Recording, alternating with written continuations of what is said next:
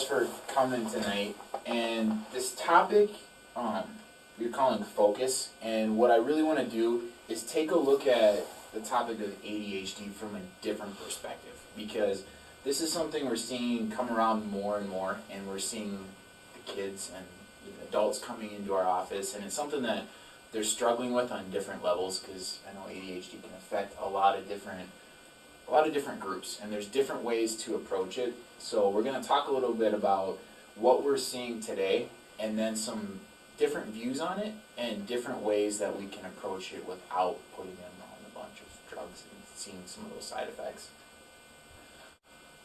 So, have any of you guys seen this commercial that's out with Adam Levine on it? It's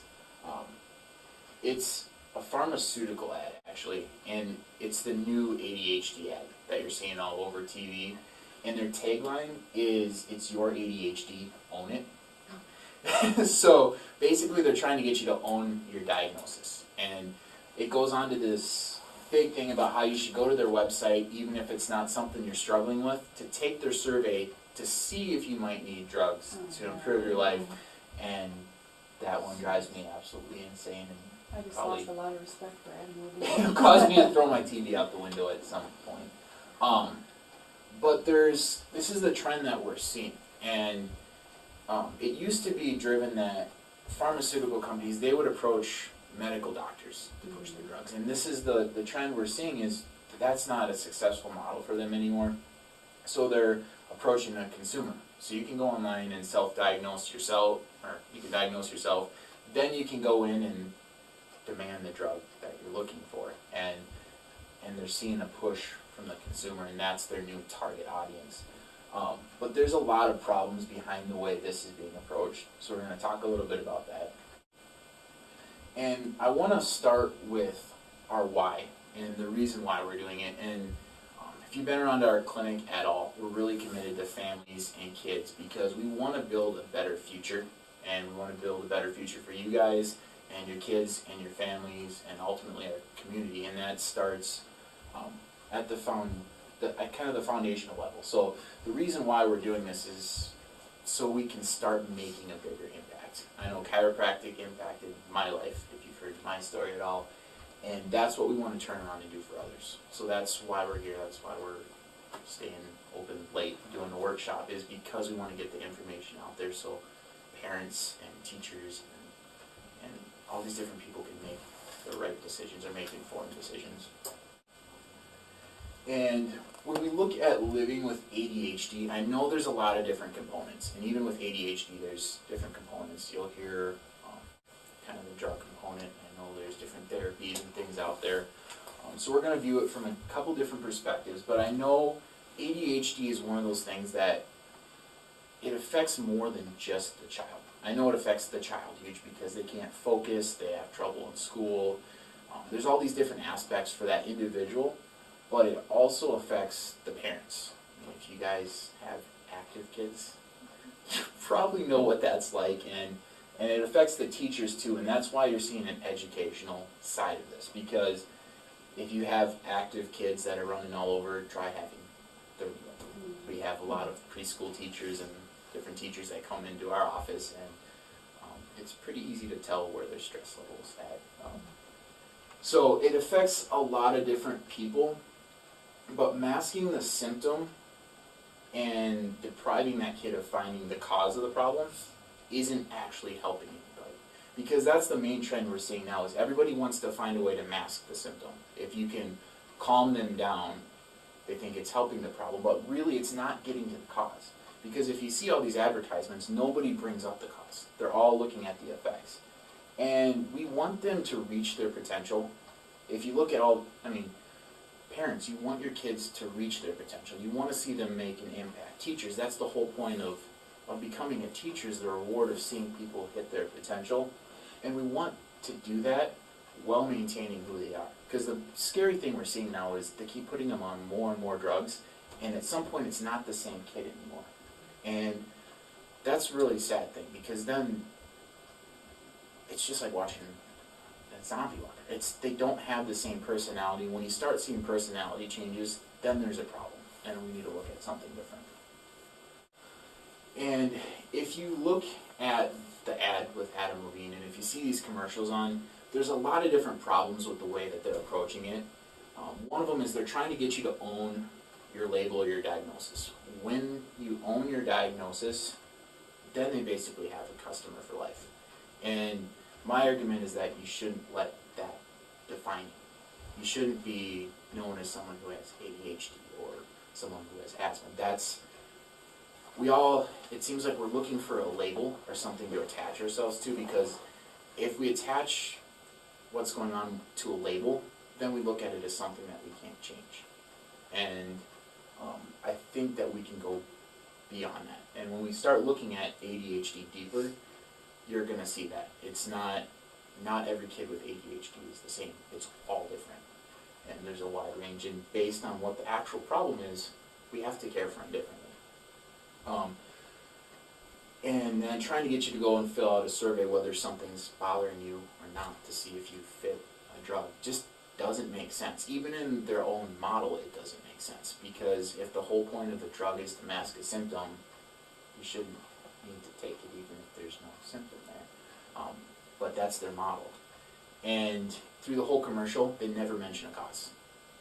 And that's one trend you're going to see around ADHD is even looking up the actual definition, there's not a cause. So that's something we need to address. And another problem we're seeing is kind of our change and shift in society today. We want things quick and easy. We want something that's convenient. We're always looking for the short answers. If our goal is to get rid of the symptom as quickly as possible, then drugs make sense. But if our goal is to look for the problem and actually address it, then there are other options out there. And that's part of the trend that's leading us to seeing these trends in prescription drugs in America. And active kids can be challenging, and that's something you're seeing with parents, you're seeing it with teachers, and that's something people are struggling with because they want things easy. Raising kids is definitely not. I'm sure you guys can attest to, except me, I was an awesome kid. And you're getting a push from the pharmaceutical industry as well as the education system. I know you're seeing a lot of different teachers or daycares and stuff. They're pushing kids, or they're pushing parents to get their kids checked for things like ADHD because an active child makes their job easier. And hopefully this is a trend we're seeing stop, but I know through the years that's something we've seen, and we've had parents come in the office and the teachers are pushing them to get their kids checked because they think they have ADHD and need to be on drugs. Because if you have 30 kids running around like that, they're hard to control, they're hard to teach, and they're hard to manage at certain ages. And as I was researching this is the stat that scared me. In 2010, the average teen in the United States was taking 1.2 central nervous system controlling drugs. So those are the drugs that work with conditions like ADHD and depression and anxiety. And that's a high number if that's more than one drug per person, because there are teens out there that aren't taking anything, which means there's a bunch of them that are out taking 2, 3, 4 drugs. And those are the scary kinds of drugs, because that's where you see the mood changes and the personality changes, and you see some of the more scary side effects. So that was kind of a frightening trend we're seeing. And that's kind of, it continues to build on the problem, because one drug isn't enough. They have to put a drug to manage the other drug, and it's just a slippery slope. And the problem with masking a symptom is you never address the actual cause of the problem. And that's something that we're seeing, especially in America today, where we all want to take a drug to mask the symptom and pretend that we're healthier while we're really getting sicker. Because if it never addresses the problem, and a lot of medications will actually slow down the healing process at the same time, because it's interfering with the body's chemistry and what the body's trying to do.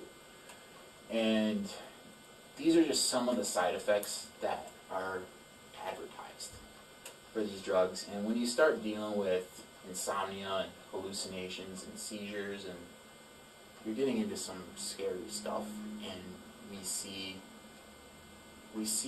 the kids who deal with some of the extreme side effects, those are the ones on the news getting in trouble doing all kinds of crazy stuff. And there is a link there directly to the drugs that they're on, which is pretty scary.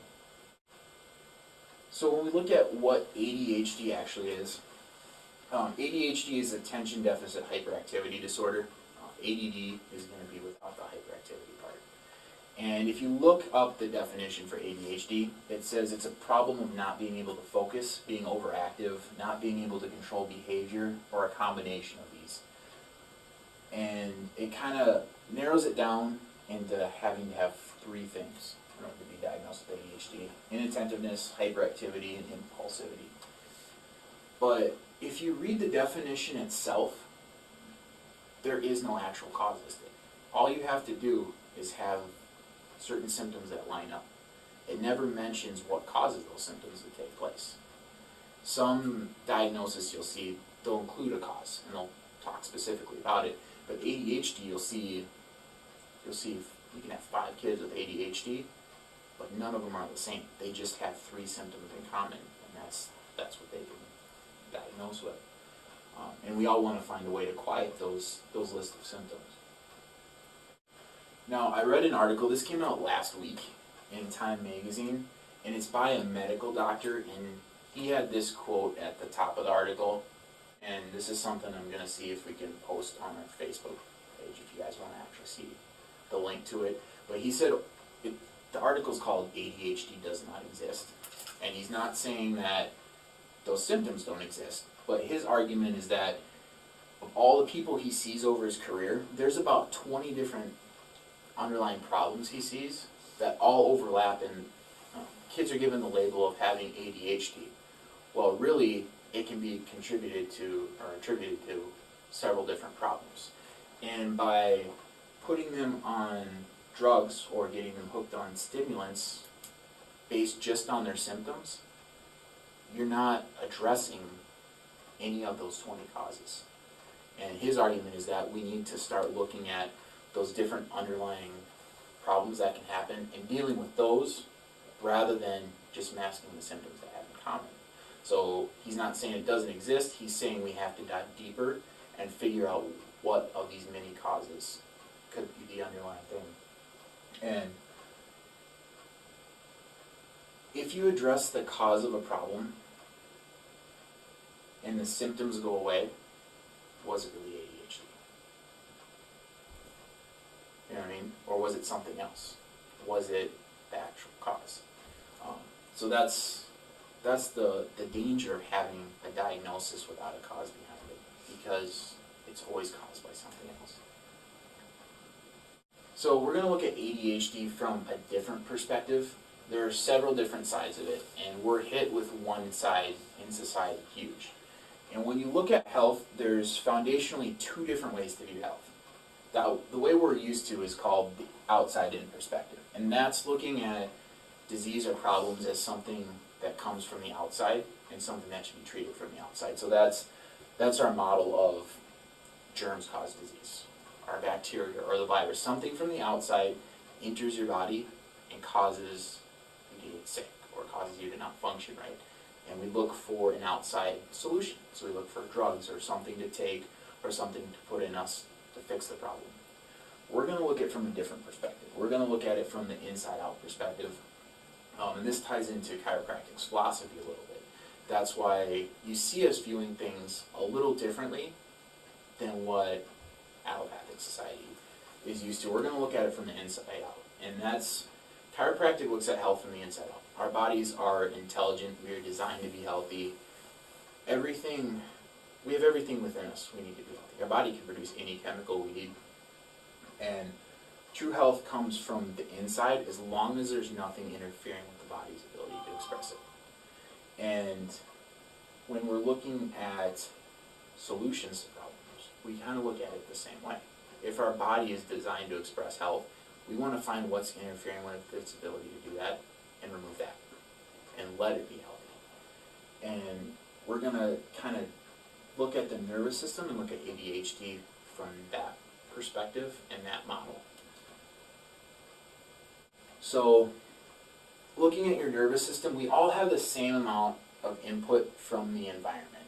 We all have our five senses, and that's where we get our sensory information. You have your sight, you have your auditory, smell, taste, touch, and the brain can processes about 400 billion bits of information per second. We're only consciously aware of about 2,000 of those.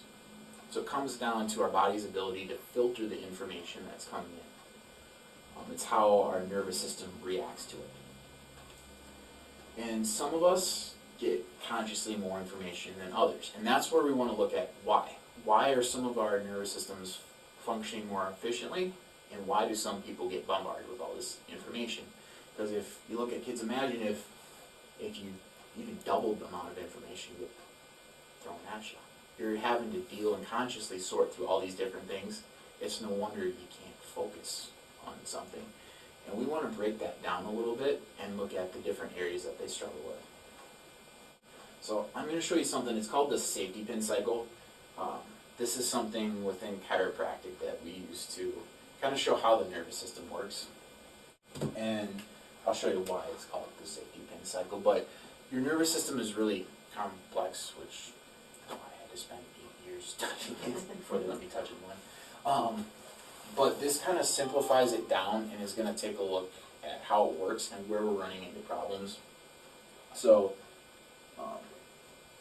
up here you have your brain cell. We're going to call it your brain. Down here we have a tissue cell. And that tissue cell could be any part of your body.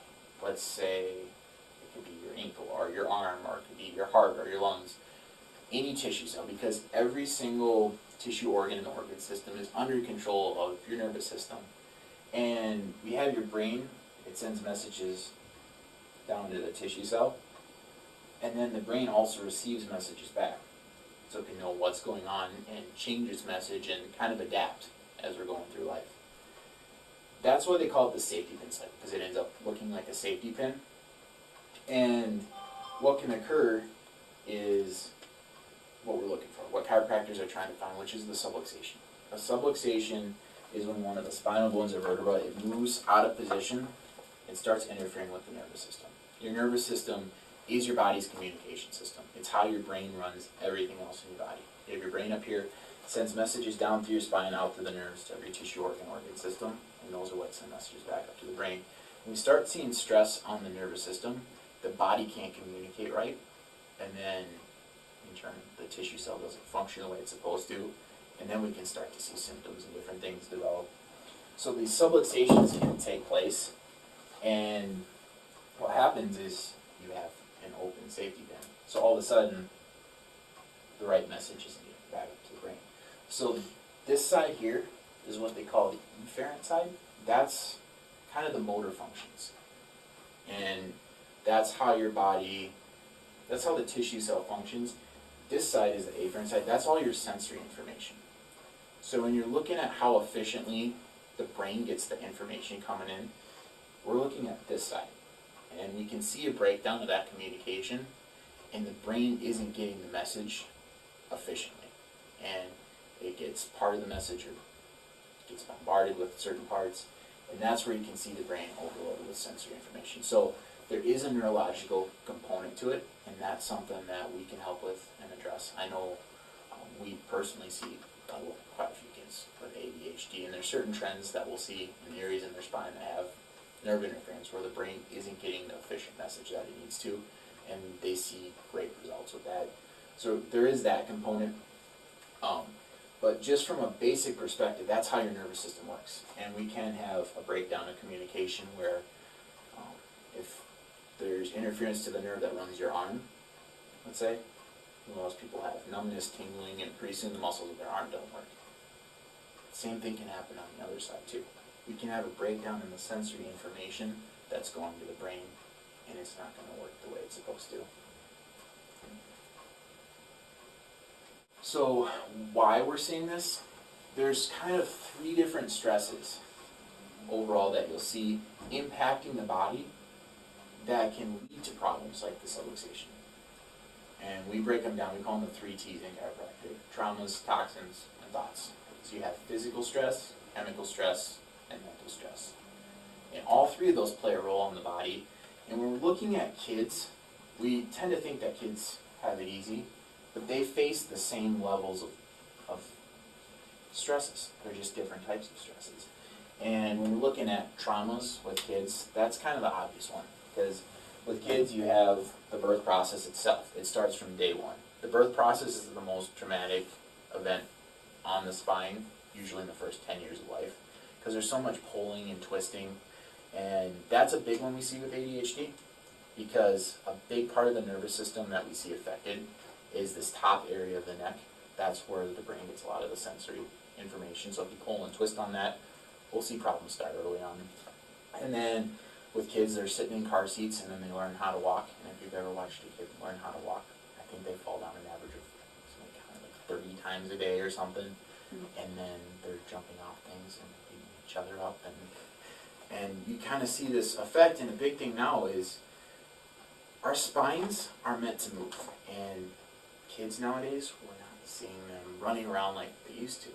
And our spines weren't meant to sit all day. And by the time you become an adult in today's society, you've spent 13 years kind of hunched over at a desk like this. And it's putting stress on our spine. And then we go home and we're not moving around. We're sitting on a couch playing video games, watching TV. We have computers. Kids that have cell phones. I was almost an adult before I got one. Yeah.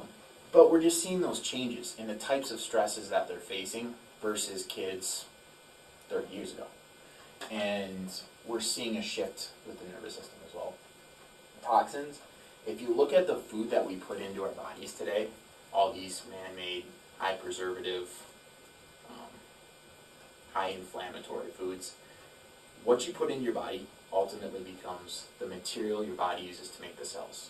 So we're putting in crap, and that's what we're seeing it become. So they're facing certain toxins. They're not eating organic, homemade food all the time. And that doesn't go for every kid. I know a lot of kids are eating great food, but we're seeing certain trends.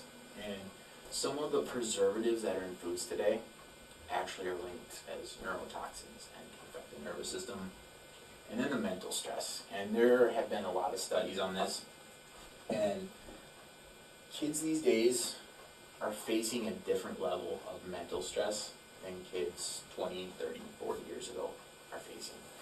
And part of it's the changes in society, but I can't remember the stat, but they're facing stresses like an adult would at an early age, and you'll see effects through development that reveal that. And there's another study, it talked about ADHD in pregnancy, and your sensory part of your nervous system develops when you're in the womb.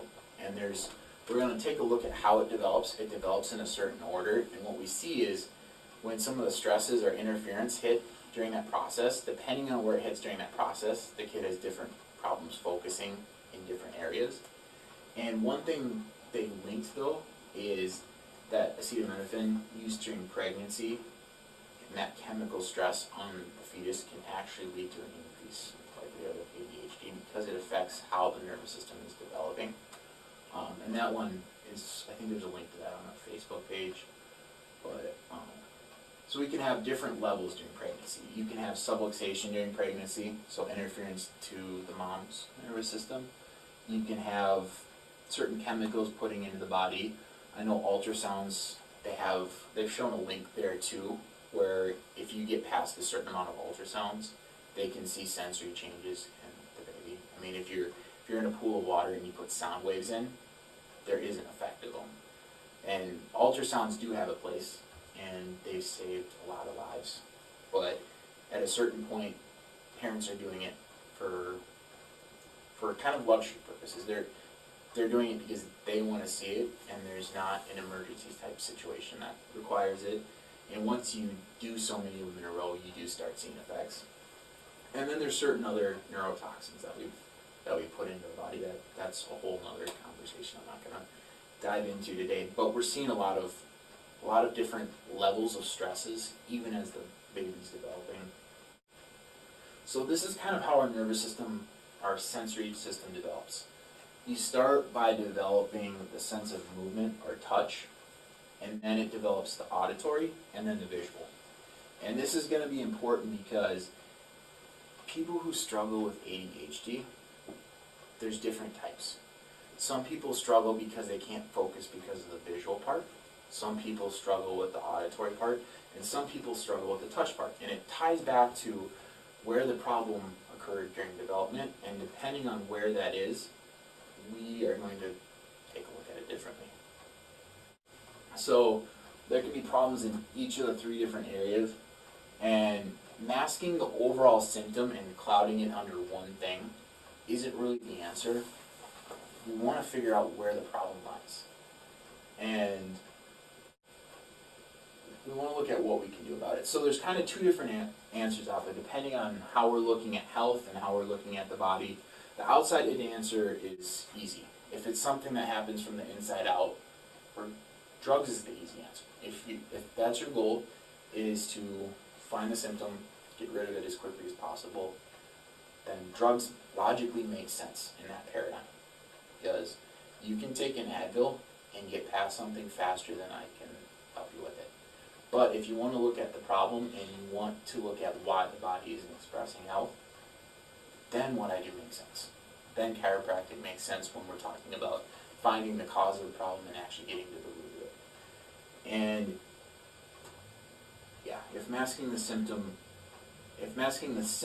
is the goal, then medication makes sense. But if identifying and correcting the problem is the goal, then there has to be more.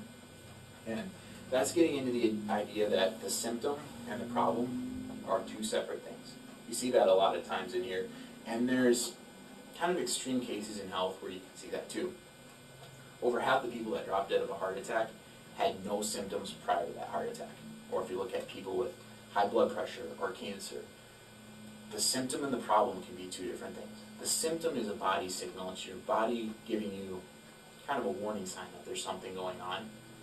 And the problem isn't always the same thing. I have people that come in with pain in their foot, and they say it's a foot problem. So I guess they're fine and the pain in the foot goes away. That was the symptom, not the problem. It's like, the symptom is kind of like the smoke detector for your body.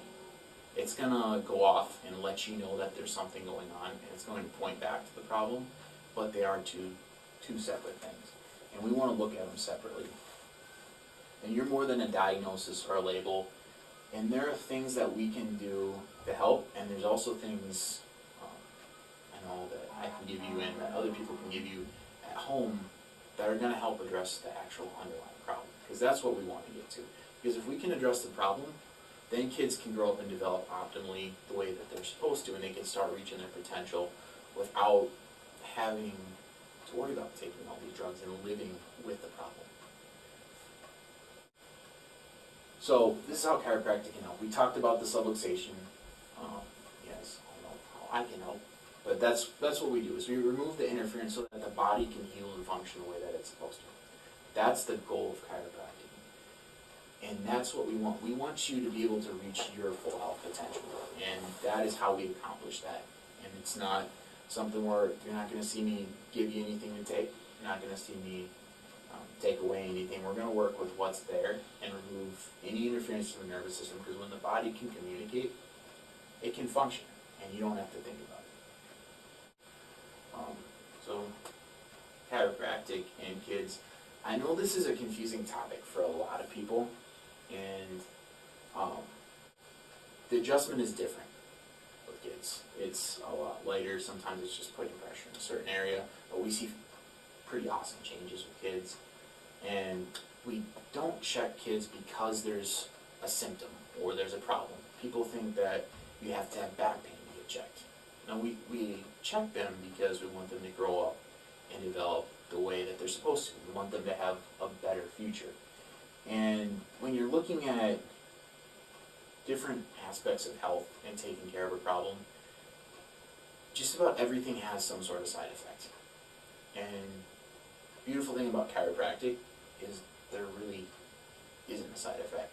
If your symptom doesn't go away, you're still better off without nerve interference than with nerve interference. I don't adjust you because your symptom. I adjust you because there's a breakdown in the communication there, And every single person, I know I think I did a video blog if you check out our website about who chiropractic is designed for.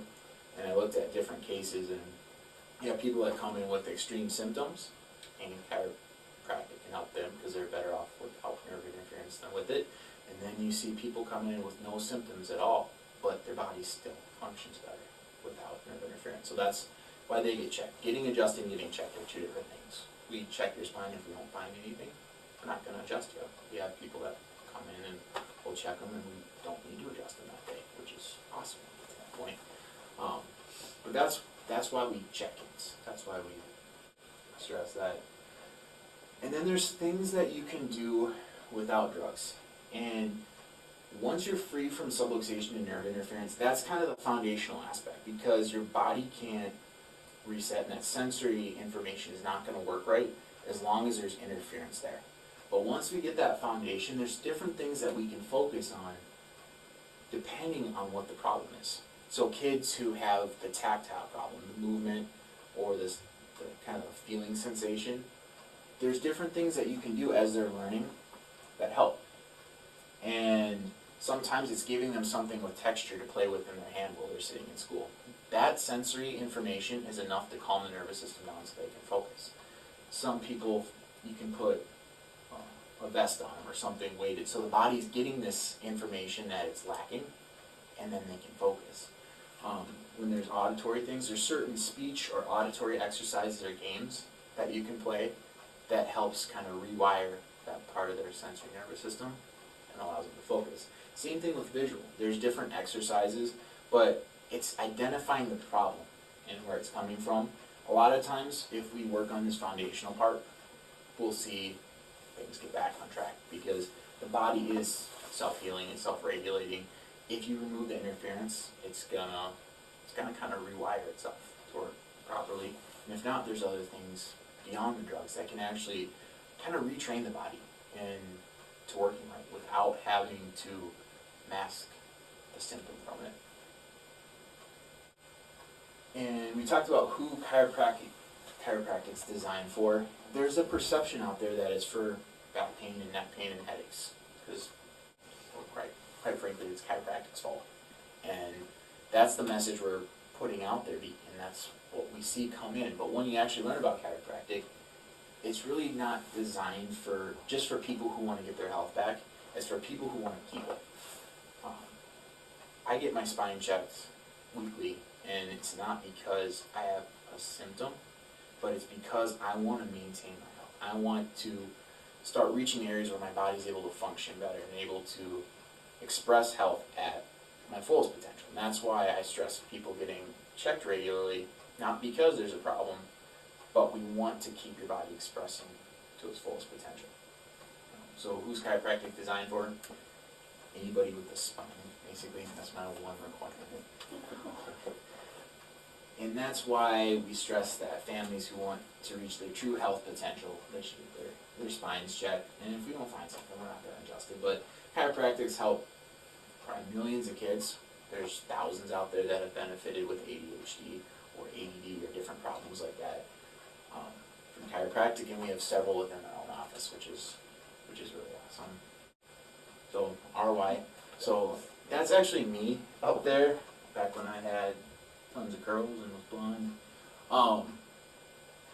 But if you guys haven't heard my story, when I was little, growing up, and some of you probably remember this, I was the kid that I had all kinds of problems. I had asthma. I was on multiple drugs.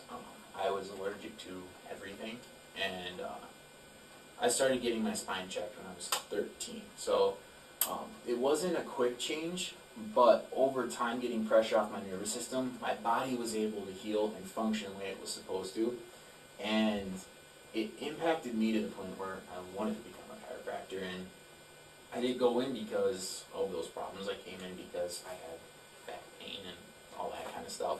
But when I learned what chiropractic was and I started to see those functional changes, that's what got me interested.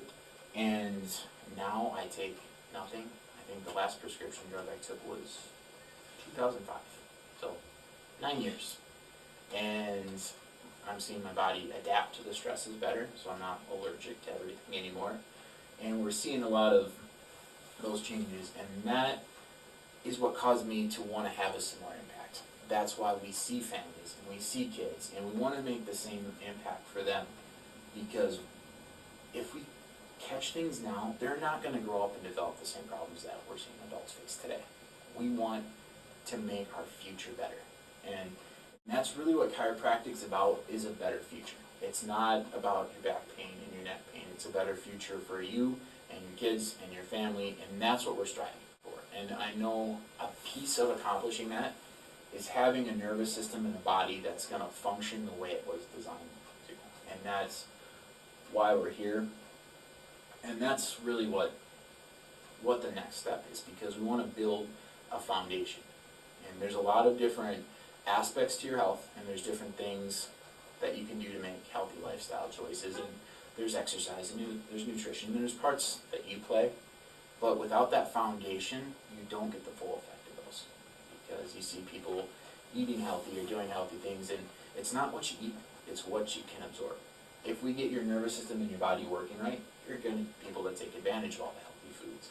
If we get your nervous system working right, your body's going to get the most out of the exercise and most out of all those healthy habits. So that's what we're trying to build here, and then there's other things that we can do to help along the way once we identify what the problems are.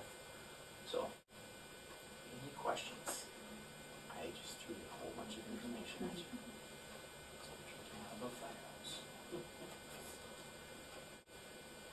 Yeah. Well, I know someone whose child is not, I don't know if he has ADHD or not, but he bangs his head against the wall. Okay. And instead of finding out why he bangs his head against the wall, they just put him on a bunch of drugs. And this is a child that I have watched before he was on the drugs, and now that he's on the drugs, he's like a different child. Like it's like it's like he's different, and basically they didn't like the behaviors that he had, so they put him on multiple drugs, and so headbanging is a big red flag, and that's something I actually ask parents, because that tells me exactly what the problem is, basically, and depending on where they bang their head, because kids are smart, and if you're looking at that top part of the neck, you have what's called your occiput. It's where your skull sits on your spine, and it can either slide forward or slide back. So they feel like it's stuck, and they either bang their head forward, trying to tip it back, or they bang their head back, trying to tip it forward. You see it over and over and over again. That's something that, as chiropractors, we're trained early on, because that's something where if we get it moving right, it stops immediately.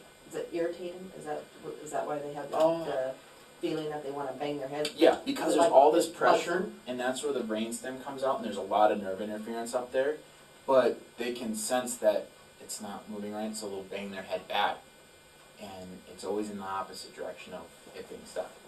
So that's something you'll see me ask parents, because that helps me I just pinpoint happened with to it. be there one time when they said, I said, what is that? And she's like, oh, he's banging his head on the wall. He hasn't done that for a long time. He must be upset about something or something. No. And it continued, and then I found out that, they took him in and they put him on some. They think it's a behavioral thing, but yeah, it's something in chiropractic we see pretty frequently, and it's usually almost always related to the upper part of the neck. But that's something where we see a lot of really good results with, because if we're finding pressure up there, we're finding problems, kind of like ADHD, we see it with autism, we see it with different levels. That's a question I always ask parents, and then the follow-up is which way, because that gives me a big clue of where to check on their spine. But if we can get the pressure off up there, then they stop. And it's that they kind of have an idea of where the problem is. They can't communicate it though, and that's their way of to deal with it. But I mean, there are extreme cases where it is a behavioral thing, but usually it's not. It's something that if we get the pressure off the nervous system, then they'll relax. Have you seen any patients where anyone, for anyone here, like with autism, like, Yeah. does this help? Yeah, I have patients with autism. Yeah. And you see pretty awesome Really? changes with it. Yeah. Because we just have, so we have a couple, and then we have someone that started fairly recently, and I know a lot of other chiropractors who have patients with autism. And the cool thing is, especially if you, like with the younger ones, as they're developing, as they're getting adjusted, you'll kind of see big jumps in their development once you're getting the pressure off the nervous system, which is really cool. So if they haven't crawled before, they'll start talking more after getting adjusted, and you'll see kind of jumps with that, which is, We've got several with ADHD and we have a few with a autism. few with autism. We're starting seeing more and It more. is, So when you it's start very seeing interesting. results with one, then they all know each other. Like people with anxiety disorders, is that also linked to your nervous system? Yeah, there's a lot of aspects of it. I mean, because there's different sides to anxiety disorders. Part of it is body chemistry, and that is controlled by your nervous system. Your nervous system controls every organ and gland that produces your body chemistry. Same reason we see people with, so we'll see people with depression, we'll see people with thyroid problems, we'll see people with autoimmune things, different allergy things. Same thing, your body chemistry is controlled by your nervous system. So anytime you see that aspect of it, there's different areas that we'll check that'll tie in, and you will see personality and mood type changes as you're getting pressure off the nervous system.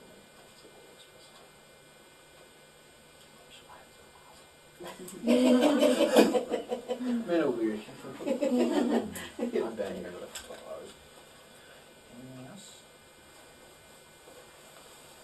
Yeah, if you have any questions, let us know. I think we're going to try to get this uploaded on our website, so if there's anyone that couldn't make it tonight, or anybody that wants to see information, check it out. I know we have a lot of other workshops up there too, so we have an allergy one, we have all kinds of them that you can check out. We're trying to create more and more resources for you guys, so that you can access it as it comes up. I'm lecturing you for. Yes, next month we have what we're calling our Brilliant Workshop. And last year I gave what we called our Foundations Workshop. You might have actually been at that one. And what we found is the people who viewed that, or the people who were at that workshop, seemed to get the best results out of anyone in our clinic. So we're doing one kind of basing it off that. We've got some new stuff that we're throwing in there, but it's aimed at getting the most out of your health and the most out of your care. Because I know in order to be here in our clinic, you're investing a lot of things. You're investing your time, you're investing your energy, your focus, your money, and you're making a commitment to your health, and I want you to get the most out of that. And I mean, there's weeks where I'll see you guys for 5 minutes out of the week, but every other health decision you make is on you. So what we're going to do is we're going to dive down into the foundational things of health and how to get the most out of your care here so that you can see the best results. So that's one that I'm going to be encouraging, talking to everybody, trying to get them here, because that's what we want to see. We want to see good results with people, and whenever we do a workshop like this, we'll start noticing bigger and bigger changes and stuff. So that's our next one coming up. That'll be cool. Anything else?